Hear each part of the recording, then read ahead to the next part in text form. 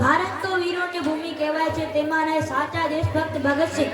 ભગતસિંહ માત્ર 23 વર્ષની ઉંમરમાં શહીદ થઈ ગયા હતા. તેમને શહીદ ભગતસિંહ તરીકે યાદ કરવામાં આવે છે.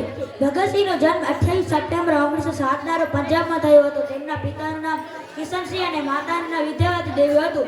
ભગતસિંહનો પરિવાર સ્વતંત્રતાની લડતમાં સંપૂર્ણ રીતે જોડાયેલા હતા. ભગતસિંહને બાળપણમાં જ દેશભક્તિ તેમનામાં પ્રવેશી ગઈ હતી. ભગતસિંહ જ્યારે 14 વર્ષના હતા ત્યારે તેમણે ક્રાંતિકારી સંસ્થાઓમાં કામ કરવાનું શરૂ કર્યું હતું. તેમણે હંમેશા બ્રિટિશ રાજનો વિરોધ કર્યો હતો. ભગતસિંહે નાની ઉંમરમાં જ ક્રાંતિકારી આંદોલનો કર્યા હતા. ભગતસિંહમાં એક આદર્શ ક્રાંતિકારીના બધા જ ગુણો હતા.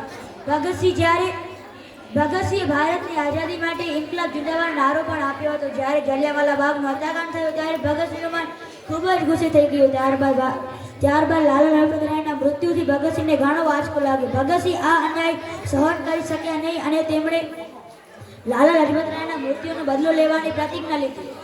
ભગતસિંહે આ દિશામાં પહેલું પગલું બ્રિટિશ અધિકારી સોડર્સને મારી નાખ્યું. ત્યારબાદ તેમણે વિધાનસભામાં બોમ્બ ફેંક્યો. ભગતસિંહના આ સાહસભરા કામમાં તેમના ભાગીદાર હતા સુખદેવ અને રાજગુરુ.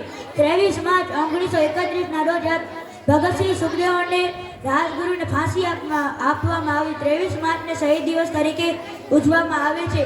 જ્યારે આ ત્રણેય વીરોને ફાંસી આપવામાં આવી રહી હતી ત્યારે તેમના ત્રણેય વીરોના મોઢા પર કાંઈ પણ ડર ન હતો. ભગતસિંહ પોતાનું નામ ભારતના ઇતિહાસમાં અમર કરી ગયા. જય હિન્દ, જય ભારત.